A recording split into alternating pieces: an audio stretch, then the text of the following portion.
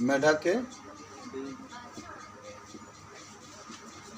तंत्रिका तंत्र, जिसको अंग्रेजी में कहते हैं नर्वस सिस्टम ऑफ फ्रॉग। आप बहुत पहले पढ़े होंगे कि मनुष्य के अंदर सोचने समझने की जो क्षमता होती है तंत्रिका तंत्र में विकसित होता है। और आप जब क्लास 10th में थे तो मैंने पढ़ाया था कि तंत्रिका तंत्र जो होते हैं मुख्य रूप से 3 प्रकार का होता है। एक होता है केंद्रीय तंत्रिका तंत्र, एक होता है परिधीय तंत्रिका तंत्र, और एक होता है स्वायत्त तंत्रिका तंत्र। और आपको याद होगा केंद्रीय तंत्रिका तंत्र हमारे मस्तिष्क में पाया जाता है और यह मेरुरज्जु से बना होता है। किससे बना होता है? मेरुरज्जु से बना होता है। परिधीय तंत्रिका तंत्र ये कपाल में पाया जाता है और ये तंत्रिका मेरु तंत्रिकाओं से बना होता है। स्वायत्त तंत्रिका तंत्र परानुकंपी और अनुकंपी तंत्रिकाओं से मिलकर के बना होता है। और आपको याद होगा कि मस्तिष्क के भी 3 भाग होते हैं। एक अग्र मस्तिष्क जो कि सबसे आगे वाला हिस्सा, ये वाला, तो मेढक में अग्र मस्तिष्क भी पाया जाता है, मध्य मस्तिष्क ये वाला हिस्सा है, और पश्च मस्तिष्क यहाँ से नीचे वाला जो हिस्सा होता है इसको पश्च मस्तिष्क, अलग इसे अनुमस्तिष्क भी कहते हैं। समझे? हाँ का तो पहले वो दी ना देखो मेढक में तंत्रिका तंत्र उपस्थित होता है जो तंत्रिका कोशिकाओं से मिलकर बना होता है। कोशिकाओं से मिलकर बना होता है। इसके अंदर सोचने समझने की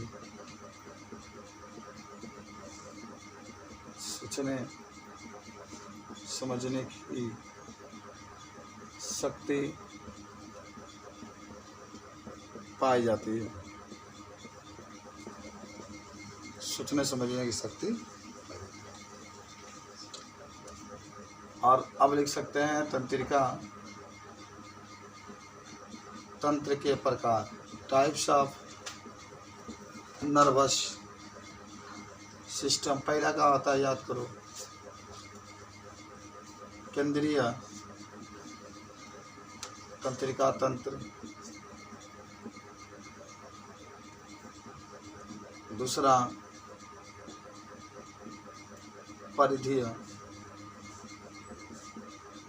तंत्रिका तंत्र। तीसरा स्वायत्त तंत्रिका तंत्र। 3 प्रकार के तंत्रिका तंत्र देखने को मिलता है, हमारे शरीर के अंदर उपस्थित होती है। केंद्रीय तंत्रिका तंत्र जो होता है हमारे शरीर का प्रमुख तंत्रिका तंत्र होता है, जो मेरुरज्जु से मिलकर बना। नोट कर लेते हैं। यह तंत्रिका तंत्र हमारे शरीर का मुख्य तंत्रिका तंत्र होता है।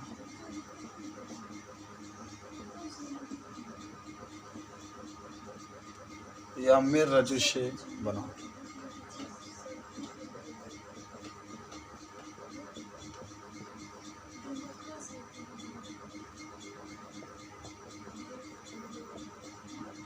यह मेरुरज्जु से बना होता है।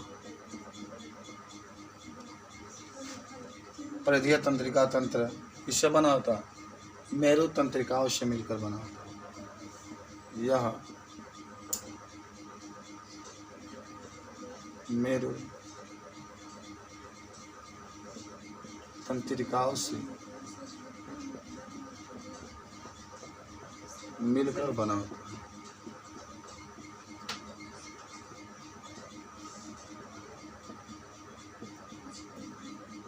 यह परानुकंपी और अनुकंपी से मिलकर बना होता है।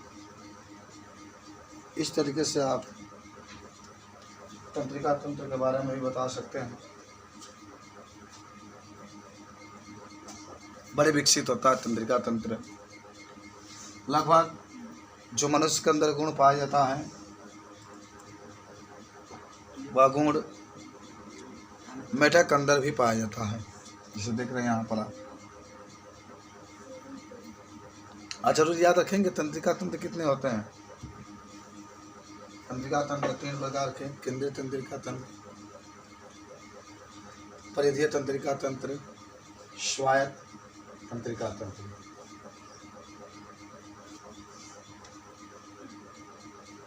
आप लिखेंगे मेढक के मस्तिष्क।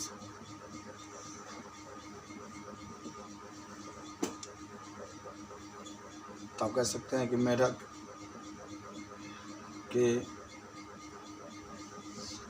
मस्तिष्क मनुष्य के समान होता है।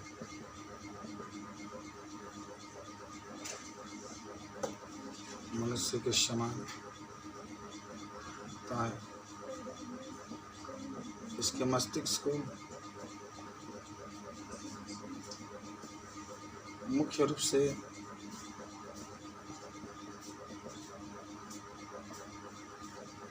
तीन भागों में बांट देते हैं।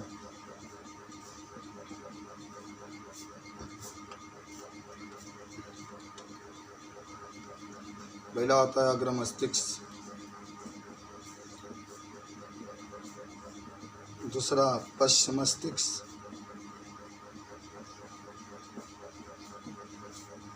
मध्य लिख लो पहले, और तीसरा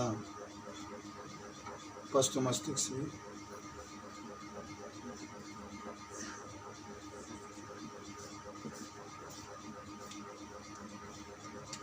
यह मस्तिष्क का सबसे आगे वाला भाग होता है। यह मस्तिष्क का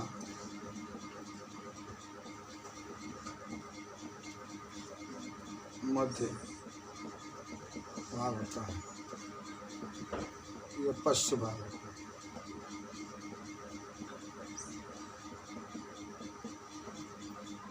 तो मेढक के मस्तिष्क के बारे में भी पूछा जाएगा। बड़ी विकसित होता है। मनुष्य के समान मेढक का भी मस्तिष्क होता है। जैसे आप मनुष्य के मस्तिष्क को 3 भागों में बांटते हैं, उसी तरीके से मेढक का जो मस्तिष्क होता है उसे भी हम लोग 3 भागों में बांट देते हैं। और अब आते हैं संवेदी अंग के बारे में। मेढक के कोई पूछेगा संवेदी अंग के बारे में बताइए तो क्या बता सकते हैं। देखो, मेढक के अंदर सबसे पहले कुछ बातें होती है। त्वचा का नाम सुने होंगे। अच्छा, संवेदी अंग जानते हैं ना, जो कि कोई जीव होता है अपने आप को महसूस करता है कि स्पर्श, जैसे त्वचा है, त्वचा जो होता है स्पर्श का ज्ञान देता है। जैसे ही आप मेढक को टच करेंगे, उसके शरीर को टच करेंगे, उसको ये मालूम हो जाएगा कि हमको कोई स्पर्श कर रहा है। तो त्वचा भी एक संवेदी अंग है, आपको मालूम है। जीभ जीभ भी एक संवेदी अंग है और ये स्वाद के ज्ञान देता है। कोई आप भोजन कर रहे हैं, उसका स्वाद कैसा है। नासिका उपकला, नासिका जो उपकला है वह गंध के बारे में ज्ञान देता है कि कैसे गंध है। नेत्र होता है, दृष्टि का ज्ञान देता है, किसी को देखने का कार्य नेत्र करता है। कर्णपट सुनने का कार्य, संतुलन का कार्य कर्णपट करता है। तो लिख लो, मिटा दे सब। मेढक के संवेदी अंग के बारे में हम लोग चर्चा करेंगे। आपसे कोई पूछे तो आप कहेंगे इसमें मेढक के संवेदी अंग, इसे मुख्य रूप से 5 भागों में बांट दिया जाता है। इसे मुख्य रूप से 5 भागों में बांट दिया जाता है। पहला जो होता है उसका नाम होता है त्वचा, दूसरा जो होता है उसका नाम होता है जीभ, तीसरा जो होता है उसका नाम होता है नासिका उपकला, चौथा जो होता है उसका नाम होता है नेत्र, पांचवा जो होता है उसका नाम होता है कर्णपट।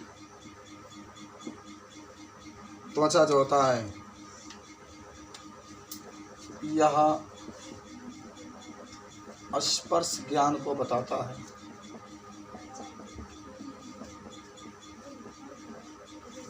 यह स्वाद ज्ञान को बताता है। यह गंध के ज्ञान को बताता है।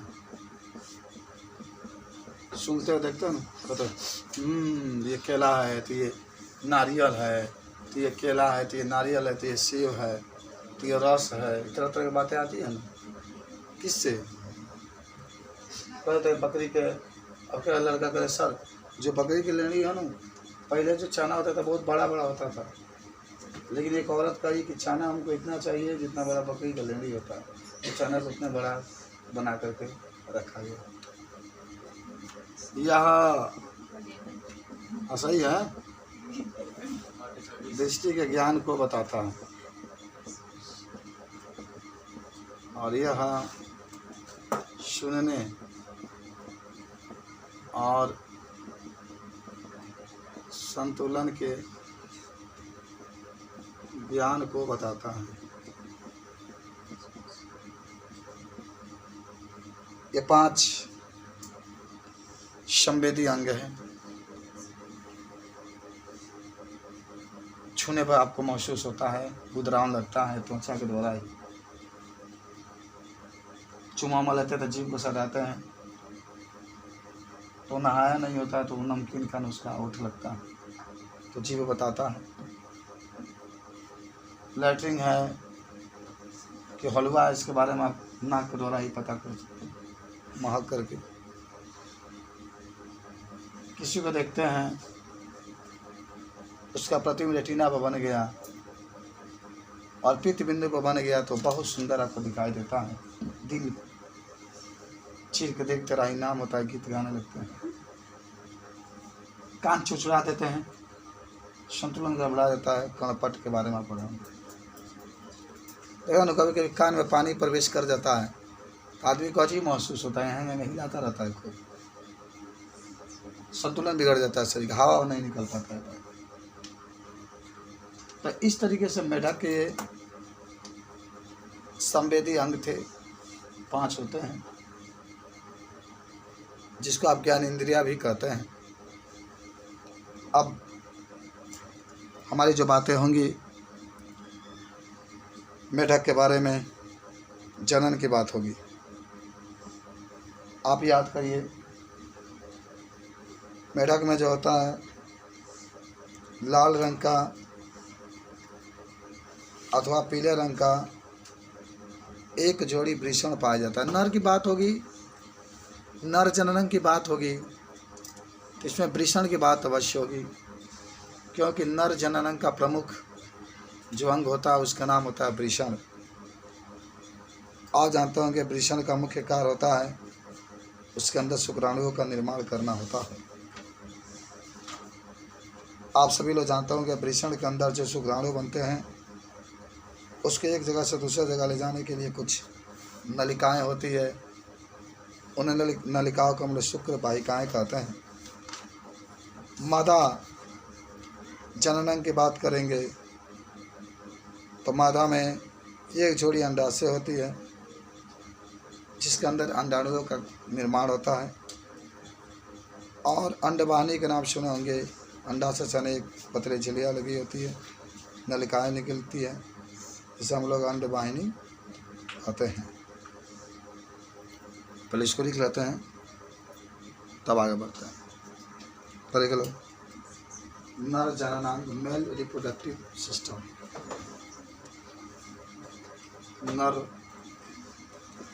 जननांग मेल रिप्रोडक्टिव ऑर्गन्स। अभी मैंने आपको बताया कि नर में नर का मुख्य जनन अंग वृषण होता है।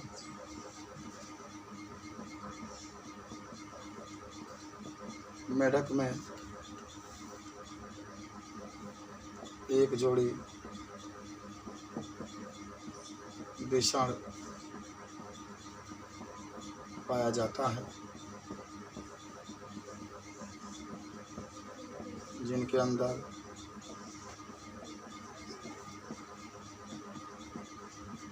शुक्राणुओं का निर्माण होता है।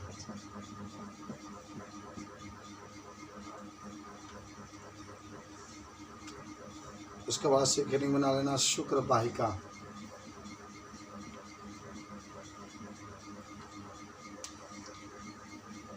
लिखना कि वृषण से अनेक पतली नलियाँ निकली आती है, जिसे शुक्र वाहिका कहते हैं। इसी नली से शुक्राणु निकलते हैं। इसके बारे में भी अगर आपसे कोई पूछे कि जो नर मेढक के अंदर जो नर पाए जाते हैं उसका मुख्य जनन अंग क्या होता है, तो आप कहेंगे वृषण। शुक्र वाहिकाएँ क्या होते हैं, तो आप कहेंगे जो मेढक होते हैं, मेढक के वृषण से अनेक पतली नलिकाएँ निकली होती है, जो शुक्राणु के एक स्थान से दूसरे स्थान पर ले जाने का कार्य करती है, जिसे हम लोग शुक्र वाहिकाएँ कहते हैं। अब आ जाओ, अब आपको लिखना है मादा जनन अंग। मिटा दे सब। मादा जननांग, जिसको आप फीमेल रिप्रोडक्टिव ऑर्गन्स कहते हैं। देखिए इतना मादा में मादा का मुख्य जनन अंग अंडाशय होता है। अंडाशय की संख्या एक जोड़ी होती है। अंडाशय की संख्या कितनी होती है? एक जोड़ी होती है। अंडाशय में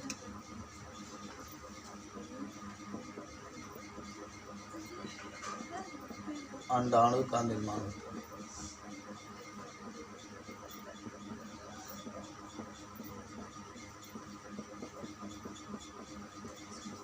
अंडाशय में अंडाणु का निर्माण।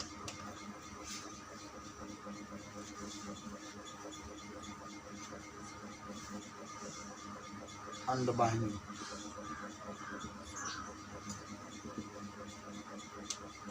इतना कि एक जोड़ी अंड वाहिनी उपस्थित होती है,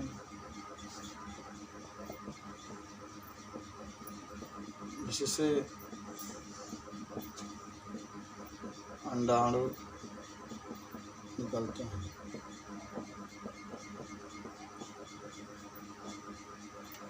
तो आपसे प्रश्न पूछे मेल के बारे में, फीमेल के बारे में, इन फ्रॉक, तो बता सकते हैं कि जो मेढक होते हैं उस मेढक में मुख्य मादा जनन अंग जो होता है वह अंडाशय होता है। अंडाशय के अंदर ये प्रक्रिया पाई जाती है। अब ये मैथुन या निषेचन कैसे जनन होता है उसकी बात हम करेंगे। अब मैथुन वर्षा काल में जुलाई से सितंबर माह के मध्य ही होता है। तो बहुत इम्पोर्टेंट क्वेश्चन है कि मेढक में निषेचन कब होता है। तो मेढक में निषेचन जुलाई, अगस्त, सितंबर इसी 3 महीने के अंदर होता है। नर वाक्य कोश से ध्वनि उत्पन्न कर मादा को आकर्षित करता है। माने नर जो होता है मादा को अपनी तरफ आकर्षित करता है। मैथुन के दौरान नर मैथुनांग की सहायता से मादा को पीठ दबाता है। मैंने आपको कल बताया था कि जो नर मेढक होता है उसकी अगली टांगों पर मैथुन अंग होते हैं, वह मादा के पीठ को दबाता है, जिससे मादा उत्तेजित होकर तथा नर भी उत्तेजित होकर क्रमशः अंडाणु शुक्राणु आवासिका द्वार से जल में छोड़ देते हैं। इसे मिथ्या मैथुन कहते हैं। मादा एक बार में 2500 से 3000 अंडे देती है। निषेचन जल में होता है। लार्वा टेडपोल कहलाते हैं, जो कई अंतरों के बाद वयस्क में बदल जाते हैं। बाह्य निषेचन के बारे में पढ़ें तो शरीर के बाहर होता है। तो बाह्य निषेचन के बारे में अगर पढ़े होंगे तो शरीर के बाहर होता है, तो उसके बारे में अगर आपसे कोई पूछेगा तो क्या कहिएगा कि शरीर के अंदर नहीं होता है। जो मेढक होता है ना, जो नर मेढक होता है अपने शुक्राणु को छोड़ देता है। ये कब छोड़ता है? नर जो होता है मादा के पीठ पर जाकर थपथपाता है, दबाता है, तब मादा उत्तेजित होती है और अपने अंडाणु को जल में छोड़ देती है। और जो नर होता है वो अपने शुक्राणु को जल में छोड़ देता है और दोनों जाकर बाहर मिल जाते हैं। जब मिलते हैं तो लार्वा बनता है। उस लार्वा को हम लोग टेडपोल कहते हैं। हालांकि मादा जो होती है एक बार में लगभग 2500 से लेकर के 300 अंडा देती है, 3000 अंडा देती है। ये बाह्य निषेचन होता है, शरीर के बाहर होता है। तो देखो मेढक में मैथुन या मेढक में मैथुन या निषेचन देख लो। मेढक के अंदर नर मादा के पीठ को दबाता है, जिससे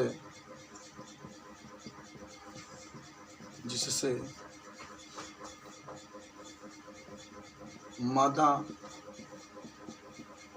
उत्तेजित होकर अंडाणु छोड़ती है। अंडाणु छोड़ती है तथा नर उत्तेजित होकर क्या छोड़ता है? शुक्राणु छोड़ता है। नर उत्तेजित होकर शुक्राणु छोड़ता है। पुनः ये जल में बाह्य निषेचन करते हैं। बाह्य निषेचन होता है जिससे लार्वा का निर्माण हो जाता है।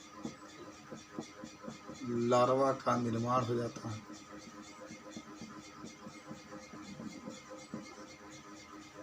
जिसे टाइडोपोल कहते हैं।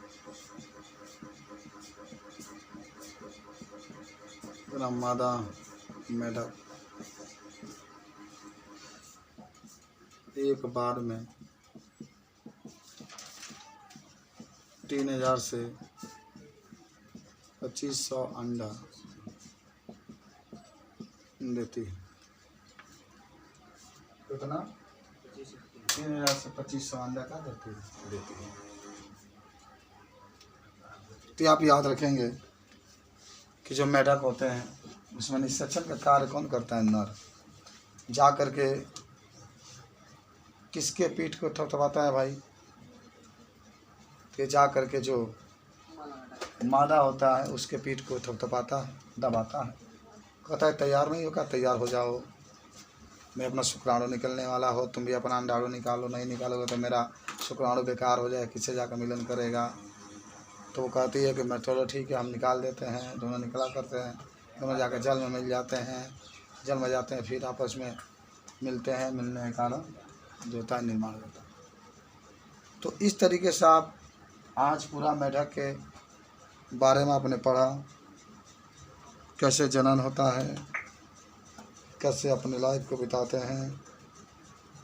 अब आइए लास्ट आपका एक टॉपिक बचा है, मेढक से हमारे जीवन में क्या महत्व है, मेढक का आर्थिक महत्व। आप कहेंगे मेढक के बहुत महत्व है। मेढक अनेक प्रकार के हानिकारक कीटों को खाता है, जिसके कारण फसलों को हमारी रक्षा मिलती है। अगर वह कीट को मेढक नहीं खाएगा तो वो कीटें हमारे फसलों को नष्ट कर सकती है। परिस्थितिकी संतुलन बनाने रखने का कार्य करता है। इनके मांसल पाद मनुष्य द्वारा भोजन के रूप में खाए जाते हैं। जो पैर होते हैं, लोग पैरों को काट काट कर मेढक को क्या करते हैं? खाते हैं। तुम लोग भी खा कर देखना कितना मज़ा आता है, चूसने में बहुत मज़ा आता है। हाँ, अचार भी बनता है, तुम्हारी मम्मी बनाइए, खाते हो खूब भैंस करके। तो मेढक का आर्थिक महत्व भी है। ये कहानी कम में लिख रहे थे, मिटा दे सब भाई। तो बताओ, आप वैज्ञानिक बनोगे तो मेढक के बारे में कहीं भुला सकते हो क्या तुम लोग? ये मेढक के बारे में हम लोग नहीं भुला सकते। तो मेढक के आर्थिक महत्व, मेढक के तो पहला लिखो 1 2 3, कम से कम 3 इसका आर्थिक महत्व लिख सकते हैं आप। पहला लिख सकते हैं कि मेढक हानिकारक छोटे छोटे कीड़ों को खाता है। कीड़ों को खाता है जो जिससे हमारी फसल सुरक्षित बचे रहते हैं, जिससे हमारे फसल सुरक्षित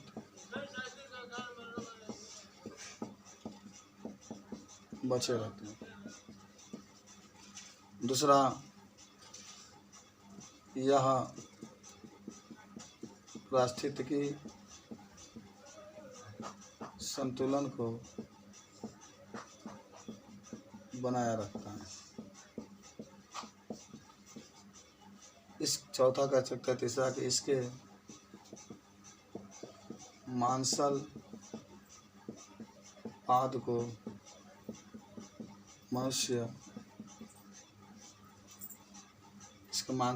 को मनुष्य भोजन के रूप में प्रयोग करता है।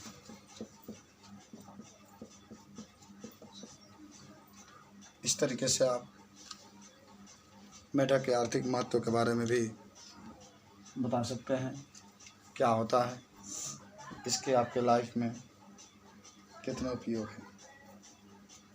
इस तरीके से ये आज का बायोलॉजी का टर्म